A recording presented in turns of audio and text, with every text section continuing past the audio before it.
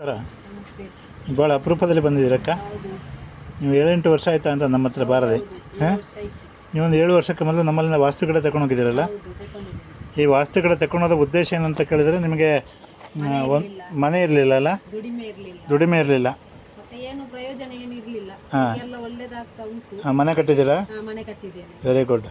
ಮತ್ತು ನಿಮ್ಮ ಮಕ್ಕಳು ಮಕ್ಕಳು ಈಗ ಶಾಲೆಗೆ ಹೋಗ್ತಾರೆ, ಚಿಕ್ಕ ಚಿಕ್ಕ ಮಕ್ಕಳು. ಹಾಂ. ಒಳ್ಳೇದು ವಿದ್ಯೆ ಎಲ್ಲ ಹಾಂ. ಉಂಟು, ಹಾಂ. ತೊಂದರೆ ಇಲ್ಲ. ಹಾಂ, ವೆರಿ ಗುಡ್.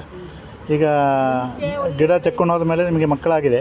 ಮಕ್ಕಳು ಈಗ ನಿಮಗೆ 3 ಮಕ್ಕಳಿದ್ದಾರೆ. 3 ಮಕ್ಕಳಿದ್ದಾರೆ. ಸಂಪೂರ್ಣವಾಗಿ ತಾವು ಜೀವನದಲ್ಲಿ ಗೆಲ್ತೀರಿ, ಎಲ್ಲ ರೀತಿಯಿಂದ ಸಕ್ಸಸ್ ಆಗ್ತೀರಿ.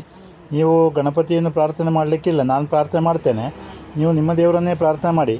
ಸಂಪೂರ್ಣವಾಗಿ ನಂಬಿದ್ದೀರಿ, ವಿಶ್ವಾಸ ಇಟ್ಟಿದ್ದೀರಿ, ಭಾಳ ಅಪರೂಪದಲ್ಲಿ ಬಂದಿದ್ದೀರಿ. ಈಗ ನೀವು ಬಾರದೇ 7 ವರ್ಷ ಆಯಿತಾ ಅಂತ ಕಾಣ್ತದೆ ನನಗೆ. ನನಗೆ ಗೊತ್ತಿರಲಿಲ್ಲ ಎಲ್ಲಿದ್ದೀರಿ ಅಂತ ನೀವು. ಹಾಂ ಹಾಂ ಹಾಂ, ಅದೇ ಅಂದರೆ ನಮ್ಮ ನಂಬರ್ ನೀವು ಆ್ಯಡ್ ಮಾಡಿಕೊಂಡಿರಲಿಲ್ಲ. ಆದ್ದರಿಂದ ಉಪ್ಪಿನಂಗಡಿ ಆಸುಪಾಸಿನವರೇ ಇದ್ದೀರಿ ನೀವಲ್ಲ? ಯಾವ ಊರಲ್ಲಿ ಮನೆ ನಿಮ್ಮದು? ಅಂಡದರ್ಕ ಸೈಡ್ಗೆಲ್ಲ. ಆಯಿತು, ಸಂಪೂರ್ಣವಾಗಿ ತಾವು ಜೀವನದಲ್ಲಿ ಗೆಲ್ತೀರಮ್ಮ.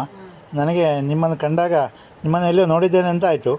ಹಾಗೆ ನಾನು ನೀವು ಎಲ್ಲಿ ಅಂತ ಕೇಳಿತು.